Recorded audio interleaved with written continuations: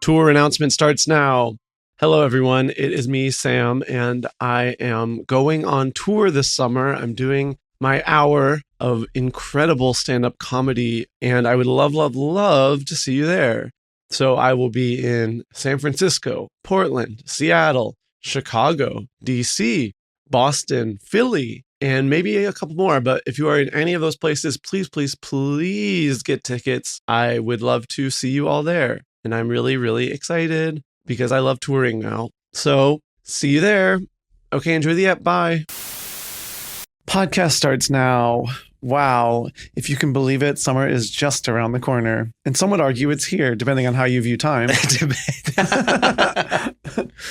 Yeah. You know, I've been hearing a lot about the summer solstice this year. Really? June 20th, they're saying. Once again, it's on the 20th. I always thought it was the 21st. It's, as I was saying, on the 21st. Is it 20th or 21st? No one knows. It's one of those things. We can't have another debate on air. I know. I can't. I don't care. I just want it on record. I don't care. It can be the 20th or the 21st. 21st. It's the 21st? Yeah. Oh, my God. Starting right off the bat with a big mistake. Big mistake. So summer's around the corner and or already here, depending on when this comes out. Obviously, we're recording February 1st. Yeah, it's Christmas 1995. It's Christmas 1995, and we are so excited for the big blockbusters this year. Yeah. I hear they're in production for a movie called Titanic. And it's going to be a smash. It's going to be a huge smash in 1997. We did an episode about the things of the summer 2 years ago, and then we didn't do it last year because we actually decided that our predictions the first time around were too powerful. They could last for 2 years. But basically to sort of celebrate the tradition of, you know, magazines back when those existed and various other publications naming things. This is a song of the summer. This is the movie of the summer. This is the accessory of the summer. We figure we can kind of take that idea and really run with it. Yeah. When do you think summer really does start? I think summer starts right after New Year's. I January think 2nd? the seeds are planted. Yeah. I think the seeds are planted on February 1st. February 1st? Yes. Okay. Because January is still part of the holiday season. Yeah, that's Christmas. I think the seeds are planted February 1st, and then for each person blooms at a different rate. Mm-hmm, you know what I mean? Mm-hmm. Like you'll wake up one day and you'll be like, oh, and then that's the blooming happening. You're like, I'm in summer. As Troye Sivan would say. Yes. So I think it's actually completely valid if it happens for you in anywhere between March and July even. Wow. Yeah. When do you think summer starts? That's interesting. I think June 1st hard. Really? Yes. That being said, however, you know, when June 1st comes around, I've made this mistake over 100 times. I'll be like, well, summer will come June 1st. Yeah. I'll say, then let's go on a trip June 10th. I go to a beach on June 10th, and you better believe it's freezing as fuck. I'm cold. I'm chilly. It's not summer yet. What beaches are you going to on June 10th that are freezing as fuck? Most or all. I'm popping in, no matter what beach I go to, it's cold as hell on June 10th. Well, you know, of course, what happens is it gets cold over the winter. And so you're actually dipping into February temperature waters. That's something a lot of people don't tell you. That's why you have to wait until August to go to the beach. Well, and, you know, I would go to Reese on maybe June 10th. Yeah. And I would try to have fun, and the wind would be whipping and I'd be cold. Yeah, well, what's nice about Reese is that regardless of whether it's warm or cold, you are going to be getting birth defects by going into the water. You come out, you have 5 arms. You are not healthy when you are there. Good. You're vibrating. You have literally a magnetic pull. You can get sort of Virgin Mary style STDs. Yeah, there's literally like silverware that's being attracted to you and stuck to your forehead because you suddenly are a magnet. Whereas the Pacific Ocean, you know, as I'm on the other coast now, that's probably warm for about 1 week in August. Are you going to the Pacific Ocean? Famously, the thing with Angelinos is that they're right next to the beach and yet they've never stepped foot in it. It's as close as New York. Yeah. I was as close to the beach in Bushwick, New York. You can use Delta points to go to Santa Monica. It's crazy when people are like, well, the beach is right here. I'm like, don't lie to my face. Yeah. The beach is so far away. Also, the concept of Venice Beach, or like the concept of something being a beach, that just means you're 2 blocks away from the beach at a fancy bakery. Yeah. No one is going to Venice Beach and dipping their toe in. No. They're going to Venice Beach and going to Jelena. No, and everyone's like, have you gone to Malibu? I'm like, what are you talking about? Well, that's a whole other story. There isn't actually photographic or video evidence that Malibu exists. No one's taking a video. Outside of like the mythology of like Joan Didion and Lena Dunham, end of list. And when they show it, it's always a big road. Yeah. I'm like, this actually doesn't look that amazing. I'm seeing a big road near the ocean. To me, I'm also like, so Malibu is for private beaches. Everyone has a private beach outside their home. Correct. And I bet you there's one public beach and it is it literally is like, a Darren Aronofsky movie in there. Like people just depravity, people giving birth on the street. It's like the only poor people in all of Malibu have to all go to this one beach. I don't want to go there. Yeah. And unfortunately, I am not in the wealthy circles where I have friends who have property in Malibu yet. We are not there. There are a few candidates that I say, give them another 5 years because I know we're getting that invite. Yeah. So I've been trying to like train myself to not think of June as summer. Yeah. Because it doesn't really give you that feeling until the very end. There's something special about the summer for me, which is that my youngest sister is getting married July 10th in Greece. Okay. And there's that is on a selfish level. I'm like, what better gift to give me than to be like, you literally have to plan a beach adjacent trip on July 10th. That's fun. That's because that's like middle of the summer. Yeah. It's not August, which is peak season, and it's not June, which, as you're saying, basically it might as well still be Christmas. February. Yeah. And so I'm feeling a kind of stress-free, effortless excitement about the summer that I haven't felt since I was a child. Whoa. You know what I mean? Because summer comes with stress because you're like, I have to plan my trips. It will cost approximately $5 million. Mm-hmm. I, personally speaking, have just wrapped on a bunch of projects and don't actually have a lot of work coming up. So I am not like, if I didn't have this, I would actually be very stressed. I wouldn't be ready to commit to a Fire Island share. How are you feeling about summer travel? Absolutely horrible. That's what I thought. I have no plans. I have nothing going on. No one's inviting me. No Pat Regan, but no one's inviting me. And I'm sort of like, this is something I've realized. No one knows where I live. Yeah. And no one knows what my plans are. No, it's true. And so I can't get invited to anything because people are afraid of looking stupid. I do think no one knows where you live. No one knows where I live. But the other thing is that no one knows where anyone lives.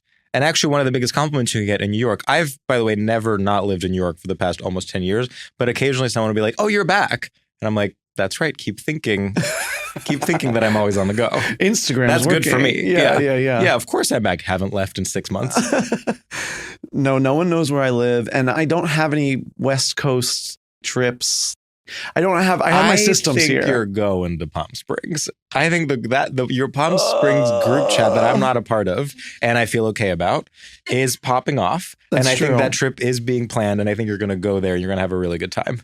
But then somehow keep complaining about how you hate Palm Springs. Yesterday, I got 78 text messages while we were recording on a group thread of every gay guy that went to Palm Springs last year on Memorial Day weekend. You have found this group of gay guys that is scientifically engineered to somehow be, despite the fact that we each have different types, both our types. It's not right. It's really weird. It's like if you cross-pollinated a bear, a Sam bear, and like a sort of George intellectual, sort of like hipster, like 2010s hipster, and you made them into one person. That's what this whole group is. It's actually insane how they're all like that. Yeah, it's weird. And I'm also like, so when do you guys all hook up? This is always the question with the gay friend group. I'm like, so when's it happening? But in LA, no one has had sex since the 80s. Not to.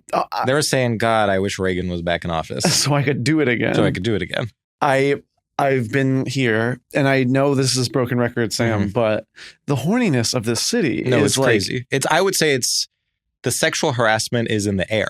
Oh. I go out and I say, I'm Me Tooing the wind. I just went for a run around the park, and the way that like the most normal people are like ripping their shirt off, and then they're the hottest person I've ever seen. I'm like, what is going on here?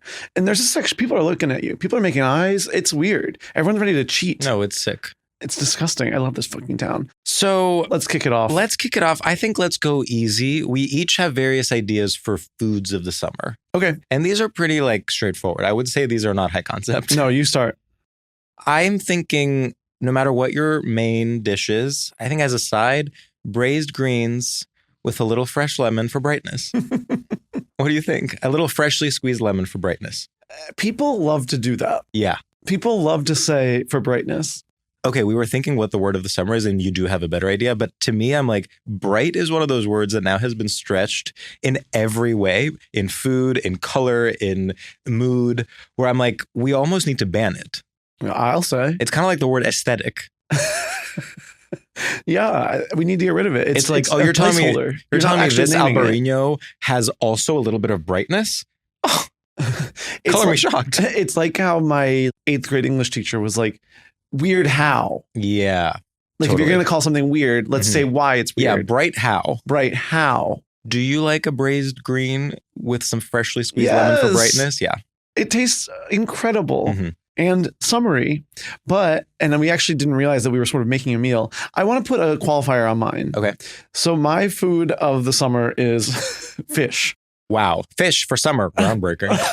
But specifically, I want to say fish as an accessory. It's like fish in places where you wouldn't expect or necessarily even want it. Yeah. They'll be like, oh, do you want this pot pie? And by the way, it's like there's all this little fish in it. There's literally a prawn pot pie that is being promoted at a local restaurant by my Really? apartment. Yes. Wow. That's just me riffing. Yeah. No, I think in the way that meat is effortlessly part of many side dishes, something can easily have a little sausage in it or a little, sort of like a beef tartare. We're seeing that, but with fish. We're seeing that with the fish. And I'm trying to figure out the reasoning. Because as we know, a few years ago, it was like martinis and burgers. And then it was like anchovies. That was happening. Tinned fish. But now it's like they're doing it with like a decadence where you're like, I'm actually wanting you to be normal. Yeah. And they're like, nope, we're putting sardines on the martini. Nope, we're like doing this to this. And you're like, this is weird. They keep going kind of grosser. They're trying to like challenge you and be like, are you going to say no to this? Like, are you classy enough to try this? And you're like, I guess you are charging me $30 for it, so I'm going to consume it. And I don't like it. Like, it is unappealing to look at. It's unappealing to eat. But I'm saying, hey, if everyone else is doing it, then I guess I have to. Fish is one of those things that has a reputation for being healthy. And they're like, how much can we stretch it? How much can we, put it over a tub of mayonnaise and potatoes? How much can we, like deep fry it in 15 layers of batter and still get away with it being fish? Yeah. So I give it 6 months. Now we have different ideas for sweet foods. Yes. Do you want to go first? Sure. So my treat of the summer, coffee cake. Genius. My thing with coffee cake, when you said this earlier, is to me, it's actually crazy. Coffee cake is such an old classic because it has all the makings of a TikTok trend. Like the crumble top is something that like a random girl in Indiana would come up with. Yeah. And then she would become like an overnight sensation. Of course. So I think coffee cake could be big. I'm just seeing it around a lot. Yeah. And I'm like, something's in the air. And like traditional sort of like cinnamon flavor profile. Normal. Yeah. Grandma style. Coffee cake, parentheses, normal. They're not going weird with it yet. That'll be next summer. Okay. My dessert of the summer is soft serve sorbet to share.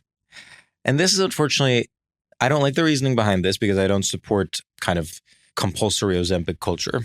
But unfortunately, that's the world we live in. And I think we're moving away from the decadence of like just tiramisu everywhere, flourless chocolate cake, ice cream sundae, banana split. And so people want something that is photogenic, brightly colored, shareable, and also has the patina of health. And so I think we're seeing like a blood orange sorbet. That's really smart. Or even like a coconut sorbet. Or frankly, even a lemon. I have a question. Yes. This is a bit conspiratorial. Do people actually like dessert or do they just like ordering one more thing from the restaurant? That's a really important question. I like dessert. Do you like dessert? I love. What is your favorite dessert? Ooh, I love like a chocolate lava cake. Yeah, I love a chocolate We're all lava going cake. to Chili's. I just feel that like I've been in multiple dinner situations where it's like, well, let's just do it in a way where they're like, there's a gun to all of our heads where it's like, we know we can't leave yet, but are we going to get another drink? Not necessarily. So you're saying there should be a different thing you can purchase at the end to end the meal? Pretty much. Yeah. I think they should come out with like a little suitcase portable gift shop. Like at the end of the meal, it's like they come out with a suitcase and it's like, do you want a pen? Do you want a little sticker? We have little pins. That's we're an raising amazing money. idea. Yeah. It's like we're raising money for the big pet shelter. Also, you know how places have like, you go to the bar while you wait for your table. Yeah. There needs to be like, and then you go to the next space after your meal. Yeah. Like where you don't have to find a bar nearby. You can actually just go to that one room inside the restaurant where it's like the post-dinner room. Or even restaurants and bars and other places having partnerships where at the end of your meal they come and they're like, so you have 5 options. We have partnered with 2 bars, 1 movie theater, 1 nightclub, and 1, congregation space where you can maybe have like an A meeting or something. It's actually completely insane they aren't doing that already. Yeah. Imagine if you were finished and you were like, instead of having to go to your Google on your phone and search bar, the restaurant was like, so these are the 6 bars nearby that we really recommend.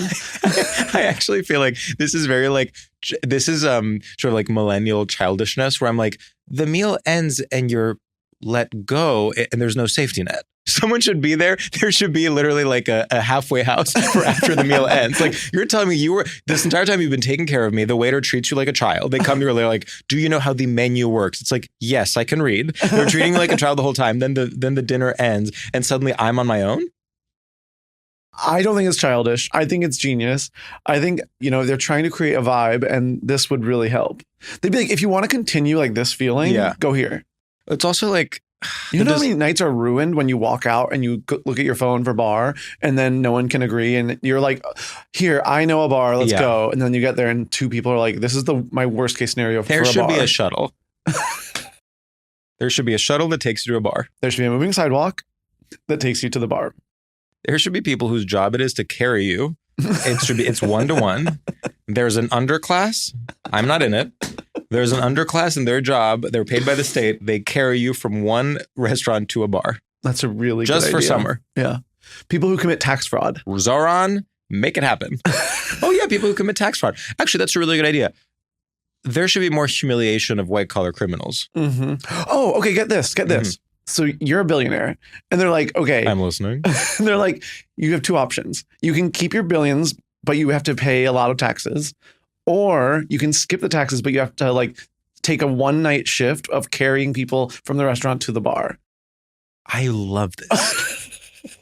I feel like we could reach a compromise here. Because I'm kind of like, because basically there's so much dark money in politics that billionaires will never pay taxes. We know that. Yeah. Fine, I accept it. And I support it fully, of course. Because we will be one day. Because of course, yes. I mean, I'm planning ahead for when I am one in approximately a year and a half. But I am interested in other ways to make them pay. And I do think the one thing you can do is sort of like public humiliation. Of course. Okay. Love it. Love that. Okay. I have shape of the summer. Okay. Circles and dots. Say more. Well, this was, of course, inspired by Rachel Sennett's Marc Jacobs look at the Met Gala. Shout out. I would say Rachel's look, kind of one of the few moments of joy for me in an otherwise really harrowing night of darkness and depravity. I agree. Playful. Yes. Fun. I said, finally, a blue dot. And like not going costumey with it. Completely. Just being like, and by the way, it's also just a dress. Like I'm not in character. And it's like, what does the blue dot represent? It's in the eye of the viewer / beholder. I think your blue dot can mean anything. Dots and circles are it. You were making the point that we're not really in a place where we can deal with sharp edges. A corner is really dangerous right now. Like even every time you say summer is around the corner, I kind of want to be like, don't say that. No, it's around the bend. It's around the bend. Yeah. Because a corner, that's scary. It's just a bit severe. Mm-hmm. I think I think circular shapes are big. And I actually have been seeing it, speaking of food, even in food, the plating is becoming more circular and less angular. You're ordering like a carrot cake. It's coming in a circle, not in a square. I think you're a genius. We ordered a potato salad just last night. That's what I was thinking. And it came as a circle. A circular potato salad? Which, by the way, I've never seen in my entire life. It was crazy. They do need to bring pictures back to menus because sometimes you'll order something and you're like, no. My brain was not ready for this. And there was not enough octopus in that potato octopus salad, I got to say. There wasn't, but to be fair, they're intelligent, so it's probably for the best. Oh, right. So you should cut them up in tiny pieces first. And so then, I don't know. And then so go I don't know. They're so intelligent, you should sort of cut off one of them. You should be like, we'll take a finger, but you can still go. You can still go. You're free to leave. Yeah, I think there's something both comforting but also evocative about a big circle. I mean, obviously the idea of a black hole is both scary and also like, finally, take me. Yeah. I'm liking circle. I'm liking circle and dot. Okay. This is something that I don't know where it comes from. Mm-hmm. Word of the summer. Yes. is whatever. Sorry, I'm silencing my phone to give you my full attention. Say more. So this is something where I've just been hearing both myself and others say whatever, and I don't know who started it. I don't know where we heard it. I'm feeling a bit pluribus about it. Mm-hmm. Something's happening where everyone's saying whatever and and like wanting to be like, they want to brush stuff off. Yes. And like you kind of have to brush everything off right now. You should be like, whatever. Yeah. But you also have to like be knowing about it and be like, I know it's silly and stupid that I'm brushing things off because these things are serious. So that's why you put the whatever on it, because you're like, I'm not saying whatever, like I'm not actually brushing this off, but I'm like self-awarely brushing this off. So whatever. Whatever is sort of like temporarily adopting a British accent to say something awkward. It's like there's an awkward moment and then you're like, all right. Yeah. No, when you told me that that's like the psychology behind it, that really freaked me out because I do that. And I think whatever is obviously, unfortunately, it has to do with kind of like millennial ambivalence, not being able to take responsibility for yourself. Like when you're saying whatever, what you're doing is you're not committing to whatever. No. You're not committing to saying, I don't care about this because you've read an article about how nihilism is bad or something. Yeah. But you also are saying whatever, but you're not committing to it. You're not committing. And, I was saying c'est la vie for a while, but I don't think that quite nails it. Whatever is like truly just like, it's sort of like it's our version of just shoot me, it's sort of like whatever. Yeah. Okay. Word of the summer, whatever. Yeah. Okay. I have activity of the summer, air hockey. Love this. Now, I kept saying the word arcade, and that's not actually what I meant. What I think is like a pool hall that also has air hockey tables. Games that you play on a table. Yes. Yeah. And I specifically am thinking, imagine it's summer, it's so hot. You go into a pool hall that is so air conditioned that you're literally like all your pores are closed shut. So air conditioned, and you're having like a cold beer, and you are playing pool, playing air hockey, going from one to the other, having tokens, being like, oh, I have some extra here. And you give them to like some teens that maybe don't have enough money to buy their tokens. You're part of a community. It's not cool. It's like an old, dirty pool hall. And it's actually an amazing site of cultural exchange because you have the old timers and then the new people that are revitalizing the neighborhood. It's ethical gentrification. You're not displacing anyone because the pool hall was already like on its way out. So you're actually like reinvigorating that community. I will say air hockey specifically, I love the magic of that. The way that the puck sort of just barely it's amazing. Floats. How fun. Then I will say the danger, of course, you can hurt your little knuckles if the puck goes flying. Yeah. Ouch. And I also think it's one of those games where a gentle touch can go a really long way. And I think we as a society need to remember that now more than ever. I agree. I think when you see a teen slamming it, they're never going to win that way. It's going to fly off the table. Whatever. It's also a nice, the sound, sound it makes when you hit it. It's not as violent as a lot of the sounds you will hear at an arcade or at a pool hall. There's something very like safe about it. I don't think it's a ping pong summer. I just want to put that out there. Because it would be too on the nose with Marty Supreme. Too on the nose with Marty Supreme. I think there is it's not warranted, I will be the first to say, but there is a backlash against anything Timothée Chalamet touches. And I think we're in a more of an air hockey space than a table tennis space. Yeah, that's too bad because it really should have been a ping pong summer. I mean, he fucked it up big time. He fucked it up big time. And I have, promotional ping pong balls, orange Marty Supreme ping pong balls. What am I going to do with them? I'm going to wait until I move and throw them in the garbage. No, you have to flatten them and use them for air hockey.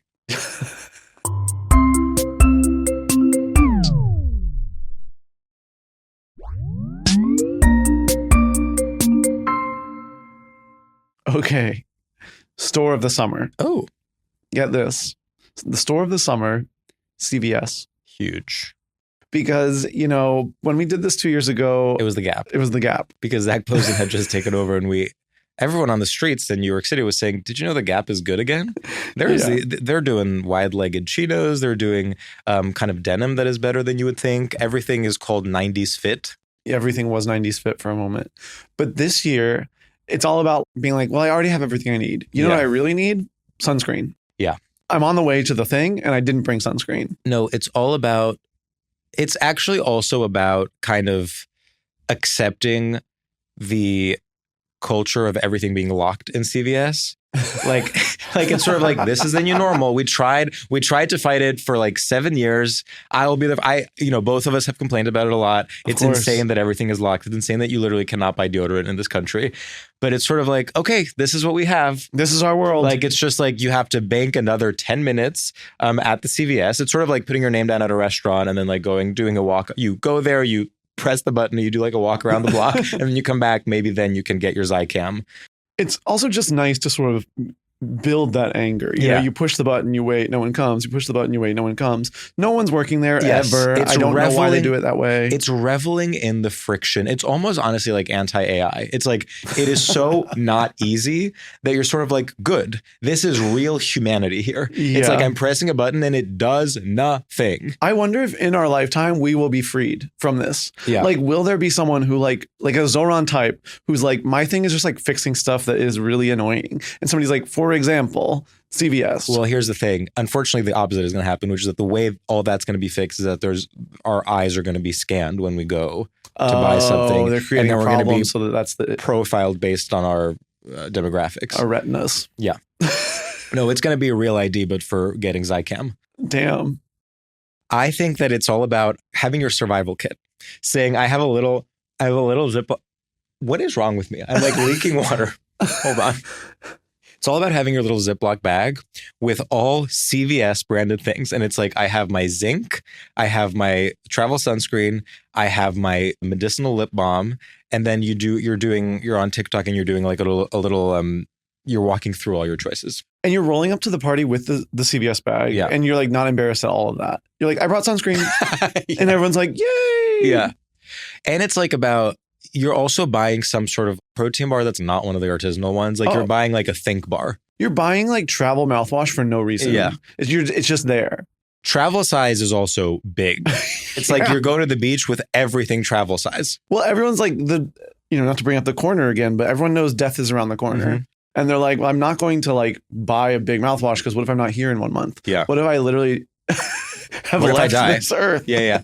You don't want to leave the earth with a 2/3 full full size mouthwash. My family is going through my belongings and they're saying he never even got to finish his mouthwash. That is so sad. That's the saddest thing I could imagine.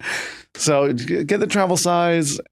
You'll be fine. Generally, just like single-use toothbrush. Like just like the smaller a shelf life is, the better. If you can get a month-to-month lease, like no, the theme is month-to-month lease. It's like you're starting summer. You're saying, I don't know if I'm going to be alive in September.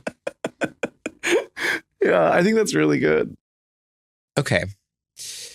We're about to get into some tricky territory in a bit, but before that, I'm going to do another kind of like harmless one. I think a gift of the summer / objet of the summer, if you will. Okay. Wind chimes. Now, this I really found interesting. Yeah. I recently, years ago, I bought these wind chimes from a place called Casanti, I believe. And it's these like hippies in New Mexico or maybe Arizona or something that make them. And it's a way to kind of, I'm never going to be fully Burning Man. I'm never going to be fully, living off the land, off the grid. I'm never going to live a full wind chime lifestyle. No. But you can actually have a completely Everlane life and just have some wind chimes. It's a way to like microdose back to nature. For you, George, in NY City, what are you doing with your wind chimes? In my mind, you need a porch. They're silent. They're inside your apartment. I have never heard what they sound like. It's more decor. Oh, it's kind of like, that's interesting. You have a Christmas tree. Or a house plant. It's like having like a house plant in the home almost draws attention to how artificial it is. But a house plant's not built to make noise. Yeah, but it's built to be in the real world. It's not built to be in a pot. This is interesting. I don't think I realized you were talking about indoor wind chimes. Yeah.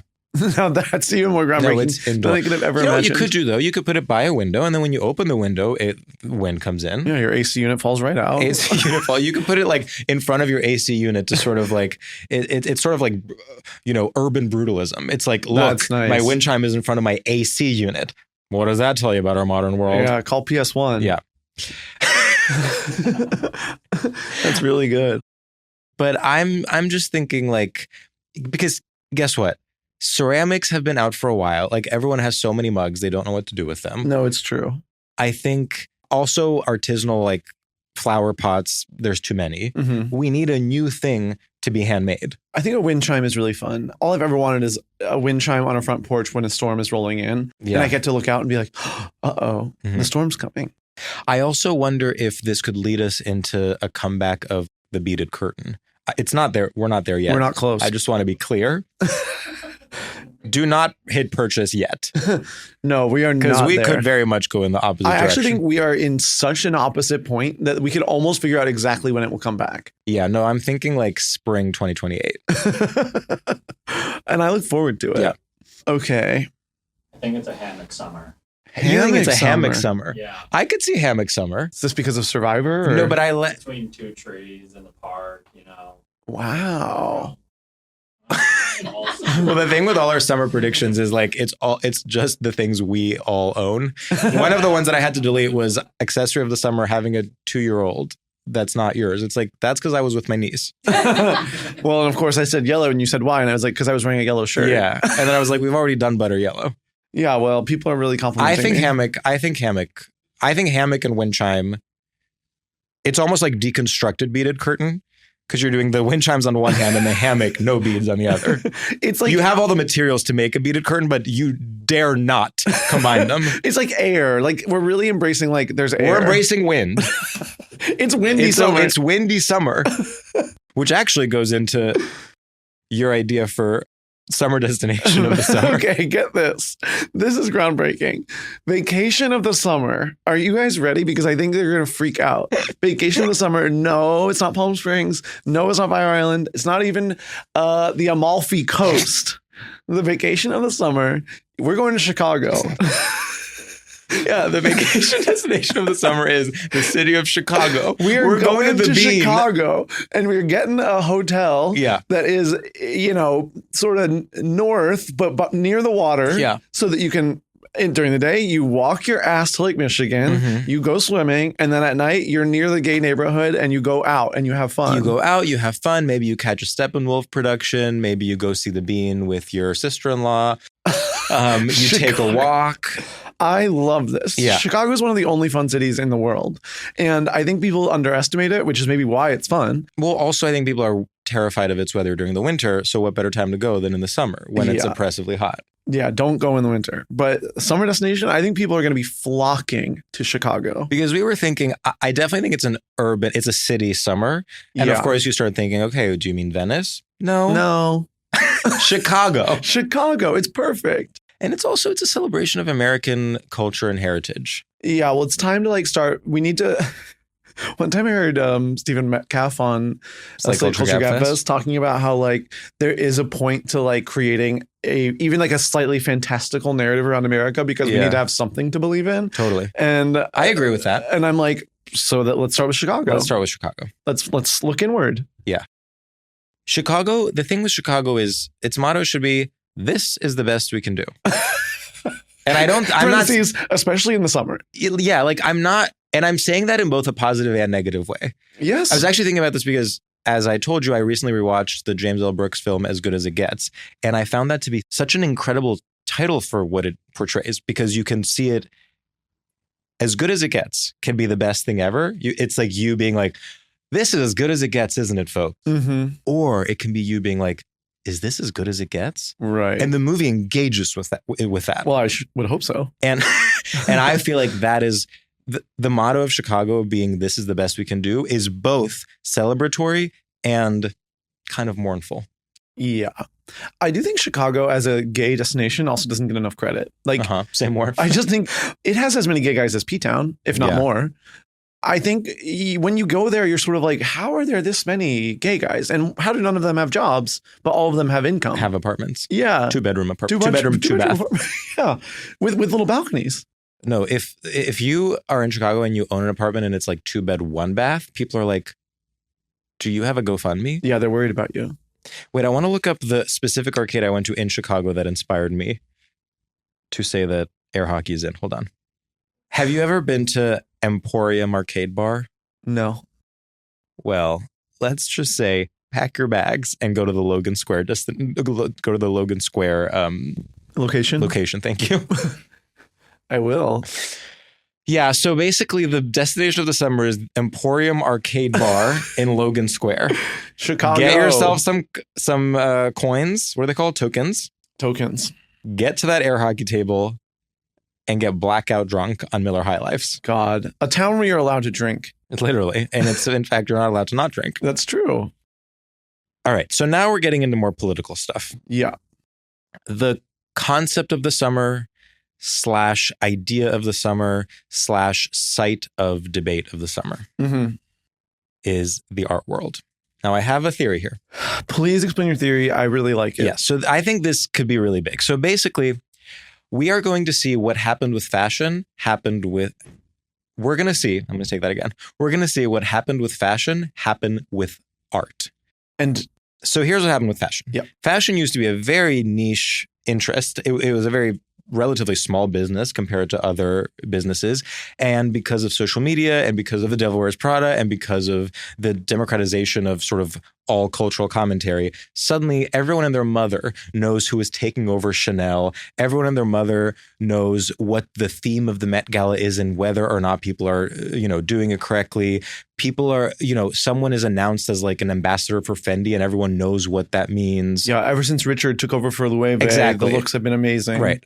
And so it's like everything is, a fashion advertisement is treated as like a sports game that basically like a bunch of gay guys doing Sports Center are, commenting on. Everyone can just effortlessly pretend they're an expert without having any idea what they're talking about. Yeah. So I think something similar, and I think that has hit a wall current. Like I think we're sort of at a place where, okay, well, if everyone's an expert, no one's an expert. I just no longer even want to hear about who is taking over at Loewe. And so I think fashion is over. And I think that same process is going to happen with the art world. So we're talking people having specific opinions about the curator that works on a specific wing of a museum in Cleveland. We're talking like coverage of the ethics of art collecting and whether or not there's a way for it to be done ethically. We're talking about there's going to be people that think about it in a more political, militant way and talk about the money behind it. There's going to be people that talk purely in aesthetics. And I think it's going to become like sort of mainstream in this way. I think we're going to see a lot of unemployed art history PhDs become TikTokers. And I know that some of this is already out there, but it's never hit peak mainstream in the way that fashion has. I think this is actually really smart because we're running out of things to gatekeep. Yes. And this, like, I can see the girl who grew up in Manhattan who's going to be like, yeah, so as someone that actually grew up in Manhattan and my parents were in the art world, like, what you need to know about the people that run the art wing of blah, blah, blah, blah. And you're like, oh. And then as someone that doesn't live in Manhattan and doesn't live in this world, you're like, I have to know everything about this so that I'm never caught with my pants down again. There's also, because, again, nothing is gate kept anymore, but people still have the desire to be chic and sophisticated and to be in the know. People are going to flock to it. They're going to say, oh, thank God, there's a new thing I can learn about and be better than everyone else. We're like locusts. Yes. It's just chewing everything up. And you know what else? Unlike fashion, well, I was going to say that unlike fashion, which is so expensive, there is a way to engage with art that is completely free. I mean, it's free to enter a gallery, but I guess the flip side of that is that it's also free to enter a store. That's so true. you can technically like know what's, but it's not free to go to a fashion show. And you're encouraged to enter a gallery, whereas if you're entering a store without planning on buying something, you've got a stank on you. No, that's exactly true. And I think that there's a self-policing that happens where the people that go to an art fair, the people that go to a gallery are the people in the know. But guess what? If some rando that lives in Ridgewood figures out that you can just walk into a gallery, it's over. George, that rando is my fucking friend. No, remember when we were in the Hamptons? We're bleeping that. Yeah. And Matthew was like, we were walking by a place and Matthew, like we walked by like a little gallery and Matthew was like, oh, I've been wanting to check this artist out. I was like, what? Well, you said I didn't know you could go in. No, it's actually, this is one of my big, if anyone was ever like, what are Georgia's New York secrets? It's like, guess what? It's all free and available. That's true. All you have to do is download the Seesaw app, which tells you exactly, there's editor's picks, there's by neighborhood, and it just tells you what's in every gallery. And then you can even just go off of their taste. You don't have to learn anything. You can just be like, this is actually like one of the biggest retrospectives that this artist has had since the big Austria one in 1997. Yeah, you can just memorize Someone it. can think you invented that. Well, I think it's genius.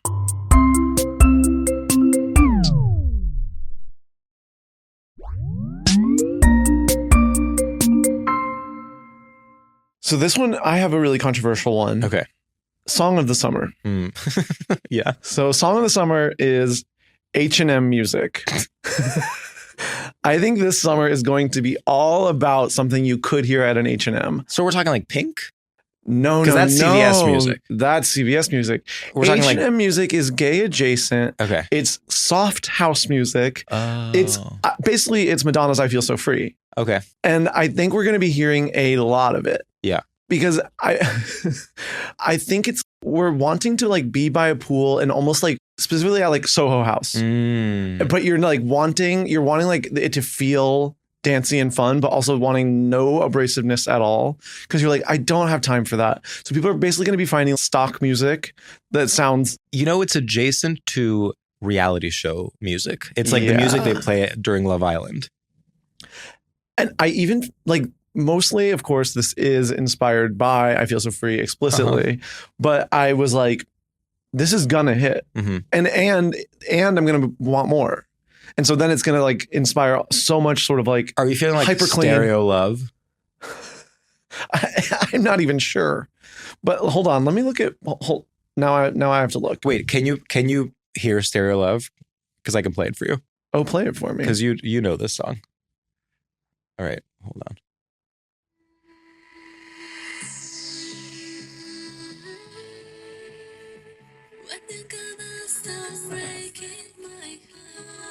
Oh yeah, got it. Done.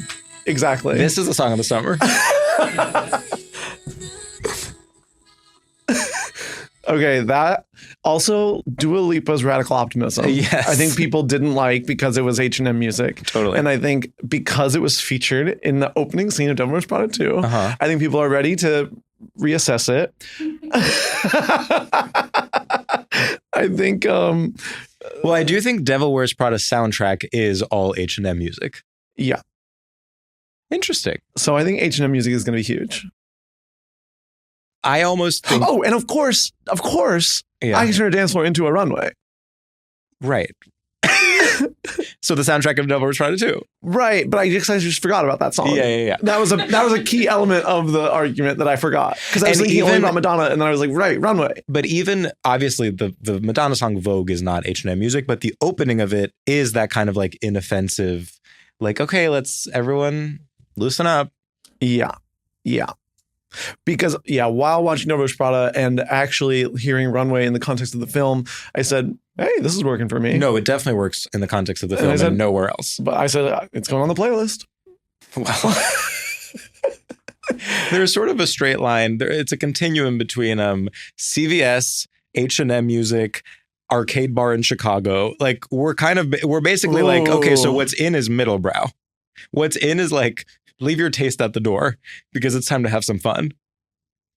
I think we need that. Yeah. I think we're like looking outward versus looking inward.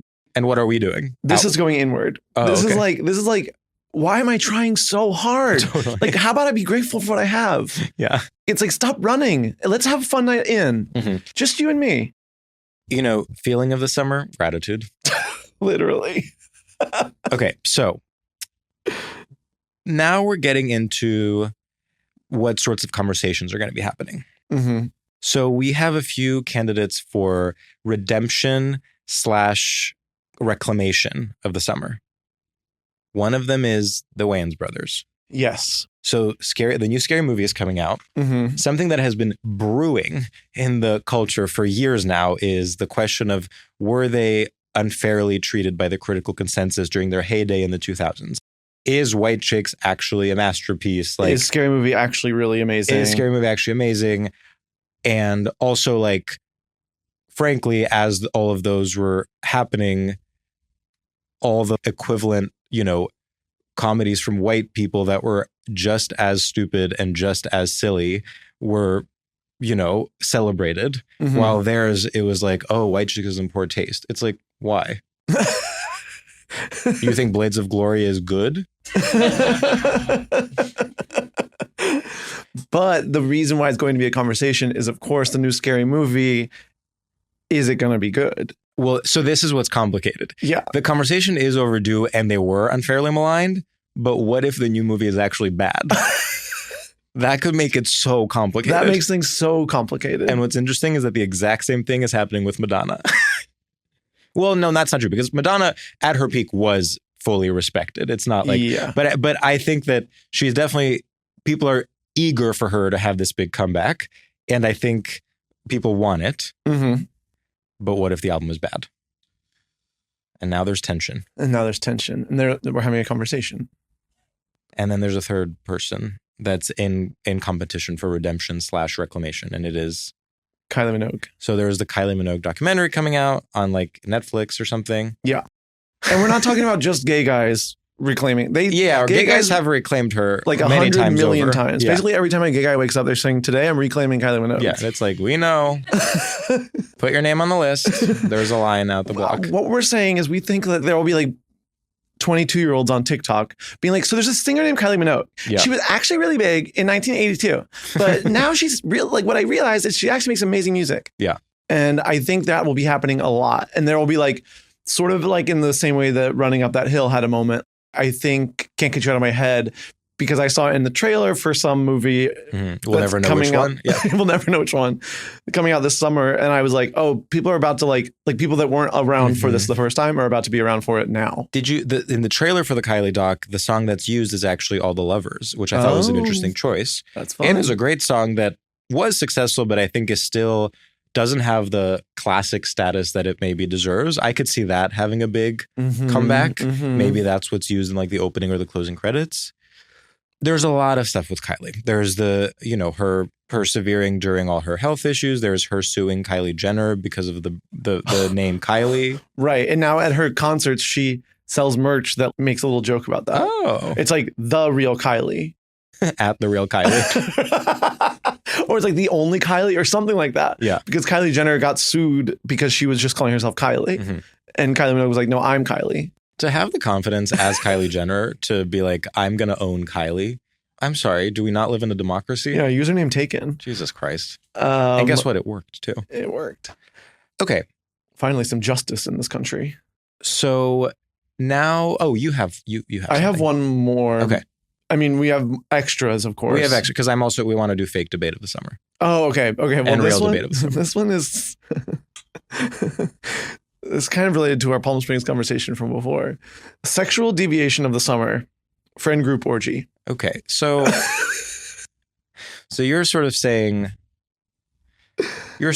like no more anonymous sex.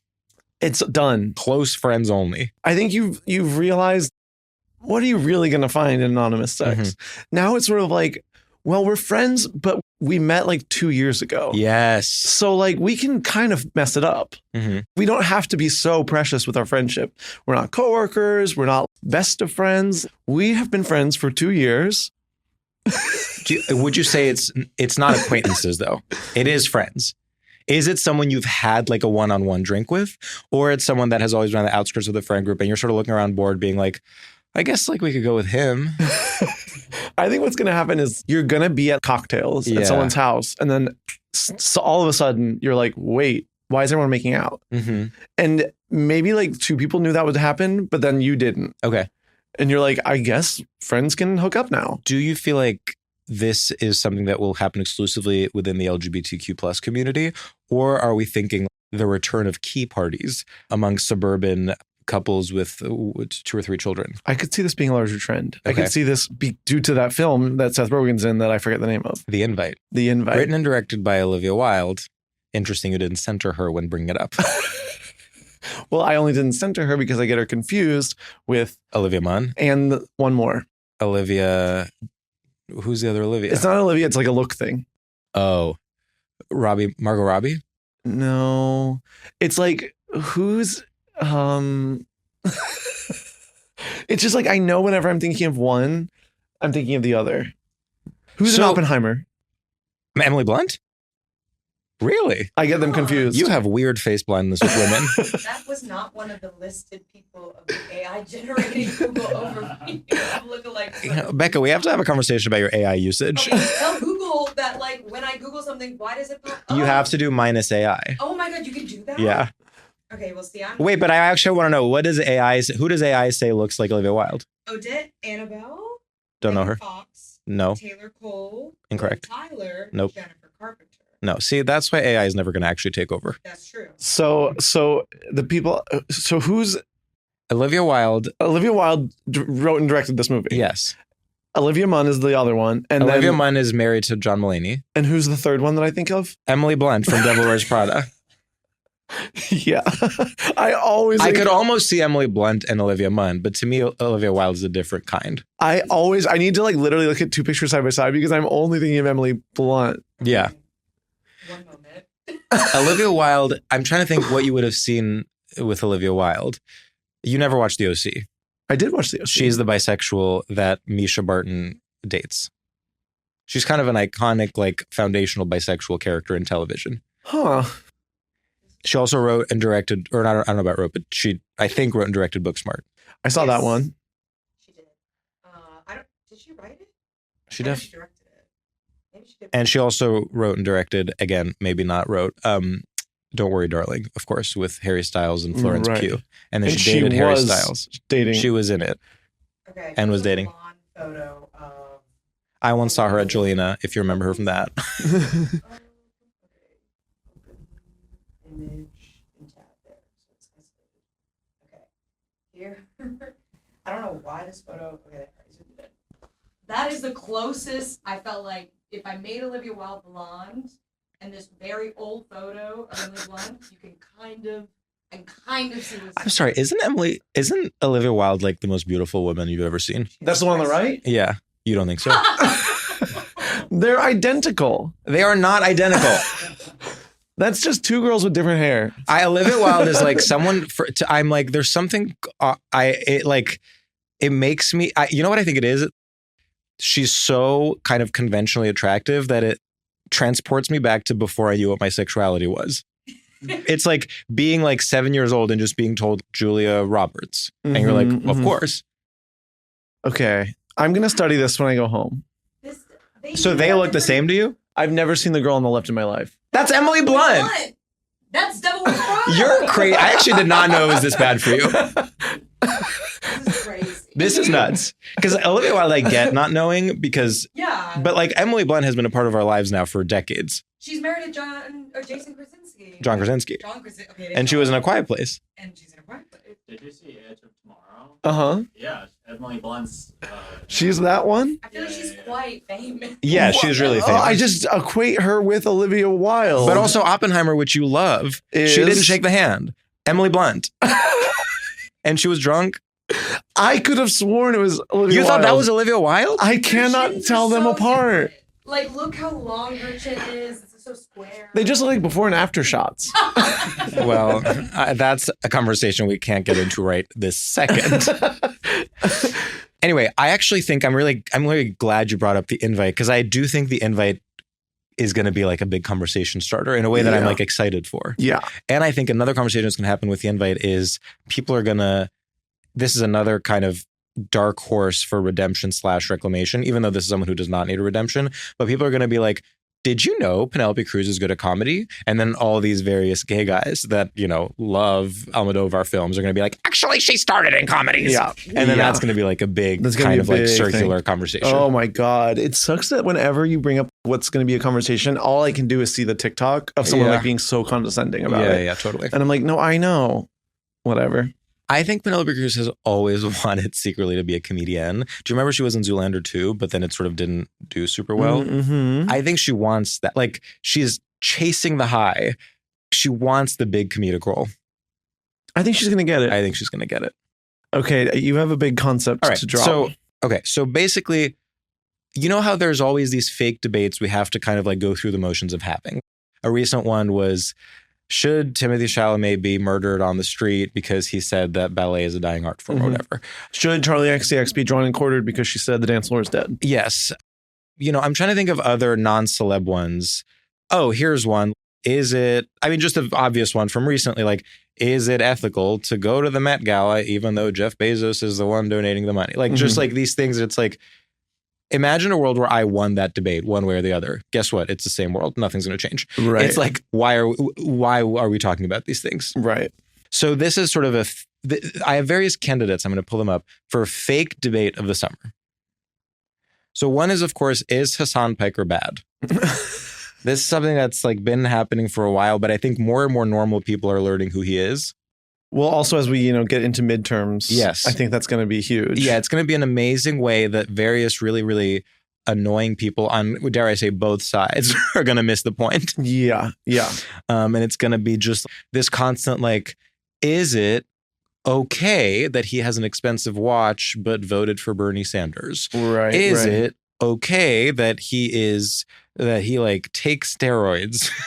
Like, it's just going to be like nonstop. I think that's going to be a big one. That's going to be huge. Your mom is going to have to weigh in. Everyone's going to have to weigh in. Yeah. Here's another one. Can Boots Riley still be a communist if he works within capitalism? That's going to be a huge fake debate. That's going to be a huge fake debate. Because his new movie, which I think looks very good, is coming out. And so, of course, people are going to say, oh, so you're saying you have progressive politics, but you actually did a show for Amazon? Mm-hmm. Mm-hmm. People are going to think they're the smartest person alive for making that point. Yeah. Okay, another big one. Is the casting and or the accent work in The Odyssey problematic? I'm already, of course, we've talked about this. This is already starting. Yeah. This is, they're sparking this a little bit. People They're are trying to soft get it to take launching fire. different. People are like, what if we focus on Matt Damon? What if we focus on Anne Hathaway? What if we focus on Tom Holland? People are kind of like testing out these people, these basement dwelling freaks. They're saying, what sort of discourse can I start? We have a month until the movie comes out. And so far, nothing's really catching on. Is this real, though? Here's my big question. By definition, no. It's a fake debate of the summer. Of course. I guess. Yes. But what I mean is, like, are these real people? Or are they bots? Or is it bots trying to, like, get money or something? I mean, it's complicated because, as we've said, the bot ethos lives within real life people. There are people that are acting like bots and they haven't even realized it. Yeah. And I think it's a lot of that. But, like, I don't know a single soul. Like, maybe you do because you're in the Greek community. Yeah. I don't know a soul who's like, they should be doing Greek accents. No, there was an article written literally yesterday. I don't remember where it was. It was about whether it's okay that they have, not okay in an ethical way, but even just like artistically, or even if it takes you out of it, let's say that they have American accents. There was an article? Yes. Now, these days, anything can be an article. That's crazy because Delaware Prada was about saving press. Yes. And then we're using unfortunately, the press we have to do this? They save the press only for them to write about whether it's okay that Matt Damon is doing an American accent in The Odyssey. Wow. Now, here's the thing. Have you seen the movie Alexander? It's about Alexander the Great. I think I saw it once. Okay, so the thing with that movie, which I think is really funny, is that every single person has a different accent. And I'm not exaggerating. This is like a thing that I'm sure there's like probably like a Wikipedia section about it. Mm-hmm. But literally, like, Angelina Jolie is doing a Greek accent. Some of them are doing British and some of them are doing American. And some of them are Americans doing British. Like, it makes zero sense. It's very choose your own. And it's very just sort of like, look, it's old timey. That's kind of the vibe. Yeah. And then there are, of course, films where people do foreign accents but speak English. But I sort of think it's okay that they're just doing American accents. I think we're in a post-accent correct world. Yeah. I mean, we lived through House of Gucci. Mm-hmm. It didn't take me out one bit. I said, I'm glad it everyone... took me out a little bit. I mean, it wasn't an amazing movie, but I don't blame the accents. Yeah. Blame sort of the plot. And take out the trash. Who does what? Who does what? Yeah. They don't take you... Our name, sweetie. But they don't take you out of it, but don't they add something to it? Like, it's fun that they're all doing Italian accents. Imagine the Odyssey, but they're all doing Greek accents, like Big Fat Greek Wedding style. But it's like, maybe I'm practicing Greek erasure currently, but I'm sort of like, The Odyssey is too much of a classic. it's like a matter. mythical. It's completely. It's like we're not walking through Obviously, Greece. yes. That's like that is the obvious rebuttal to all of this, which I do think, in all fairness, the majority of the population agrees with. Yeah. Nevertheless, there will be conversations about it. I mean, we're having one now. Do you We have kicked it any off. other ideas for fake debates of the summer? I have some that I sort of rejected. A big one, of course, but I don't know if this is a real or a fake debate, is like, do all men have eating disorders? This is like related to look smacks. I think Well, yeah, we were there's a talking way about this a where, little last night. like, look smaxing has been treated as like a funny curiosity in the media. Mhm. And I could see a backlash where people are like, wow, so you treated that, you're doing the same thing to men that you did to women during like the horrible 2000s tabloid era. It is just like in 10 years, there will be documentaries about Exactly. clavicular Yeah. and how we killed him. And then people will rewrite history by being like, it's crazy that everyone thought this was good. It's like, no one thought it was this good. was good. Everyone thought this was bad. And also everyone thought Lindsay Lohan and Paris Hilton coverage was bad too. It's not this rewriting of like, we were all such automatons that we were cheering on the murdering of innocent men and women. No, we weren't. No, we weren't. We were podcasting. And our opinions were correct. Check the tapes. Another big fake debate that could happen, is it okay for people to change their minds? I think this is going to be a big one with Trump voters realizing that they shouldn't have voted for Trump, and then people on the left being like, well, fuck you. It's like, rather than sort of welcoming them in. No, and this is real. Yeah. This is an interesting one. It's sort of like, it's like people not taking a breath. I would say they put this in the real debates category. Real debates. Okay.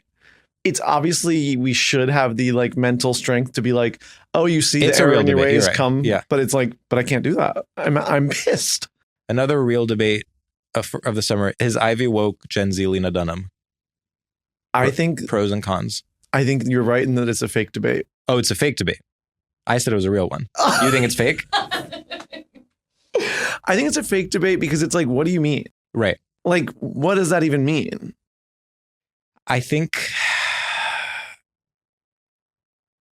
I guess I'm taking it to be a compliment. I mean, I think there's a few things that are happening. People, much like with Lena Dunham, people are obsessed with analyzing Ivy's public statements without, which by the way are all extremely funny, without recognizing her actually amazing work as an actor, writer, comedian, whatever. It's the same with Lena, where people would be like, Lena Dunham is so annoying because she like said XYZ. But the reason And why where did she even come from? Who even is she? It's the- like, well, she has a show. the reason why I think it's fake is because all of it's coming from Ivy. If she didn't share, like, if she wasn't like, everyone underestimates me, I'm actually a genius, I would be like, of course, like everyone I know likes her. So No, I'm like, a lot of people. No. so I'm like, no one, she's like, I'm getting all these comments every day. And she's her own PR in the way that Lena, maybe this is how she is like Lena Dunham, where it's like Lena purposefully stokes the flames in huge ways. So does Ivy. Ivy could be like just doing stand-up and like posting clips and they would probably do well. But she's always having to like stoke the flames and be like, oh, you hate me? Hate this. Yeah, hate but this. the hate flame this. stoking is so funny. Of course. That's how they're similar. But it's only from her. She has the gift of gab. She's got the gift of like knowing how to take center stage. Yes. Which, And I'm buying a ticket. I'm buying a VIP ticket. I'm front there. row. I'm holding my finger down on the phone so I can yeah. read the huge block of text. I'm addicted, of Yeah. course, but I just think she's absolutely doing it. Yeah. Okay.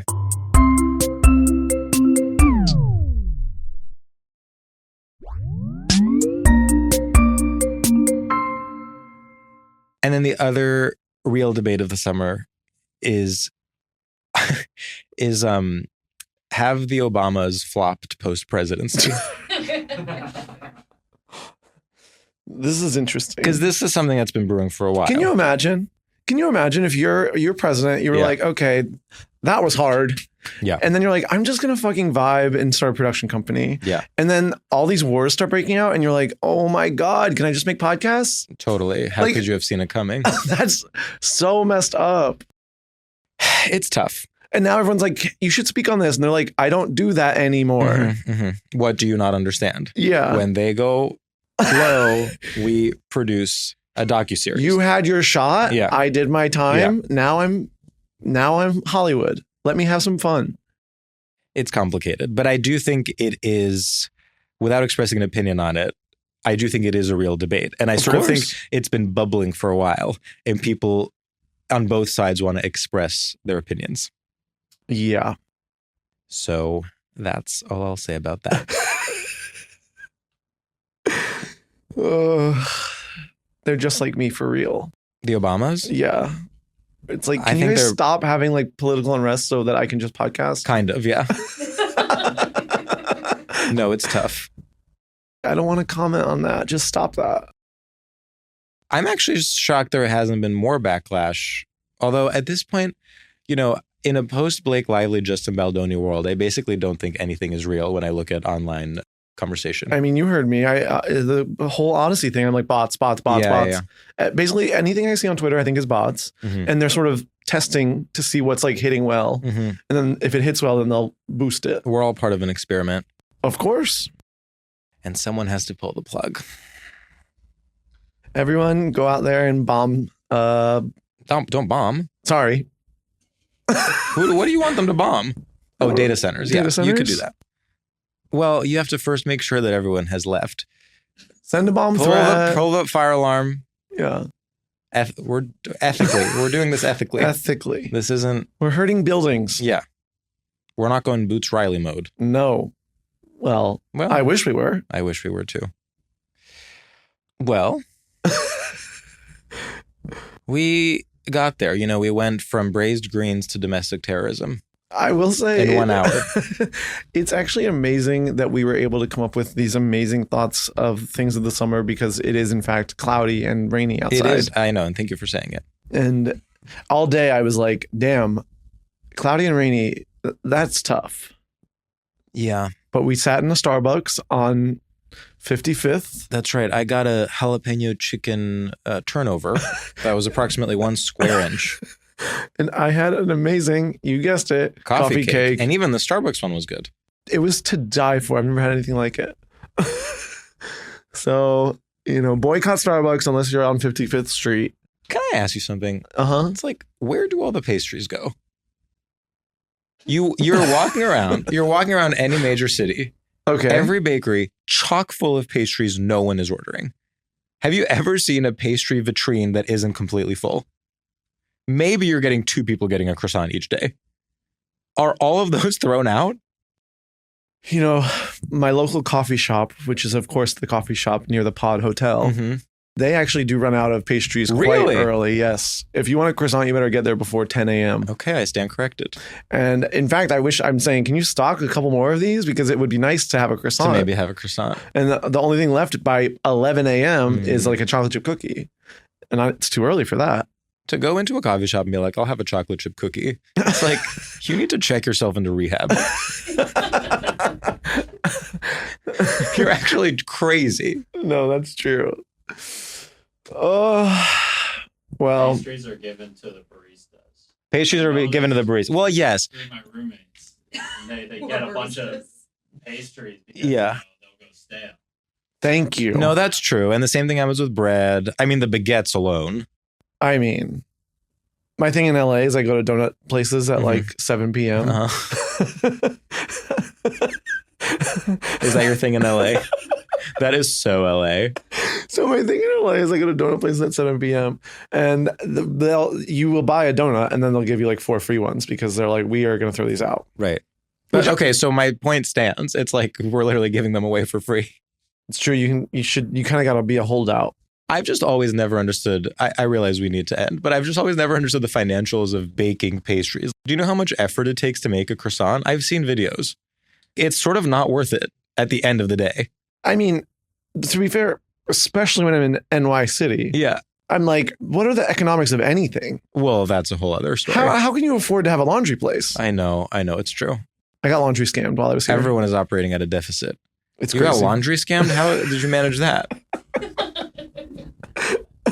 I got laundry scammed bad. What does that mean? You're saying that's like it's a category of scamming that we all know. It was crazy how bad. I walked to this place that does laundry and I was like, oh, I'll do drop off. You know, I'm still in Bushwick in my mind. Oh, I see. And so I drop off my laundry and they're like, okay, that'll be $34. And I go, that's crazy. Apparently, but I already paid it because I was in shock. Mm-hmm. And then they have a minimum. You have to pay $30 up top and then whatever else on top of that. Okay. So my laundry was like $5 because but I paid so much money for it. I see. And I was too embarrassed to be like, can you give me a refund? Can I go somewhere else? This is insane. So I paid $34 to $35 for like 2 shirts. For literally like a travel bag of clothes. Damn. Like, it was the most humiliating, and I'm admitting it because I feel so much shame. They got me good. You can get laundry scammed, everyone. Well, this is like when at the Denver airport, you know, Denver, I didn't know this, is known for its honey. Did you know that? Had no idea. Denver's known for its honey, folks. And at the airport, I got a thing of honey and I saw under it had like a normal price. It was like, I don't know, whatever, $10. Obviously, it's artisanal honey. I understand you can get cheaper honey. Then I went to pay and they said something like, you know, they said $50, but I heard 15. I was like, okay, 15, fine. And I take it, I look at the receipt and it was $50 because I had gotten, it turns out, saffron honey. Did you know saffron is $1 billion? I don't even know what saffron is. So I had to actually, it's crazy. So basically I did actually muster up the courage to go back to the stand at the airport and say, guys, like, I'm going to be honest with you. I misheard you and I did not think this was $50. And then I bought a normal honey. So you can get laundry scammed, you can get honey scammed. Honey scammed in Denver, no less. Wow. You guys, we're going to expose all the scams you can get because we're going to have them happen to us. Yeah. Well, this has been an amazing episode, and I think summer is going to pop the fuck off. Oh my God, it's going to be so fun. I can't wait to dine al fresco. Stream Runway by Lady Gaga and Doechii. Stream H&M music. Stream H&M music. Stream I Feel So Free by the Madonna. The Kylie documentary. Just watch the Kylie documentary. Watch I Love Boosters by Boots Riley. Watch Scary Movie unless it's bad. Unless it's bad. There was a pronouns joke in the trailer that was quite corny. Wear dots. Dots everywhere. No sharp edges. Have some braised greens with a squeeze of lemon for brightness. And if you're going to have just, you know, something that's normal, maybe a biscuit with cheese, slap a fish on top. Correct. Engage in real debates, but try to resist fake debates. Know when a debate is fake. Know when a debate is fake. You are fake. smart enough to know when a debate is real and when it's fake. That's one of the big issues with media literacy. If someone comes to you and they say, oh, what's your take on the big topic of the day, which is Anne Hathaway's accent in The Odyssey, say, that's fake. That's fake. You're being fed a lie. Yeah. And get yourself some wind chimes. Put them in your bathroom indoors. And unrelated, but if you haven't read it by now, read Lena Dunham's Famesick. Oh, yeah, we didn't do Book of the Summer. Read Famesick. That's because it's so firmly spring. It's so complicated. You know, Famesick, then we thought the Ben Lerner book was going to be a bigger deal, but people talked about it for exactly 5 days. And now it's all about that book about trad wives. But we'll see. Have you read it, Becca? No, what book about? It's called Yesteryear. And actually, it's already been optioned by Anne Hathaway. And it's about a tradwife influencer who wakes up and is actually in traditional times. Oh. Yeah. That does sound like an Anne Hathaway. Totally. Yeah. Now, you know, one could say by the time that movie comes out, are we still going to be talking about tradwives? Talk about the fake debate of the century? Probably not. Probably not. So shout out to Okay, everyone. see you guys in Chicago. Bye. Bye. Podcast ends now. StraightioLab is a production by Will Ferrell's Big Money Players Network and iHeart Podcasts. Created and hosted by me, George Civeris, and Sam Taggart. Executive produced by Jenna Cagle, co-produced by Becca Ramos. Edited by Lauren Stump and mixed and mastered by Doug Bain. Artwork by Michael Fales and Matt Grubb. Theme music by Ben Kling.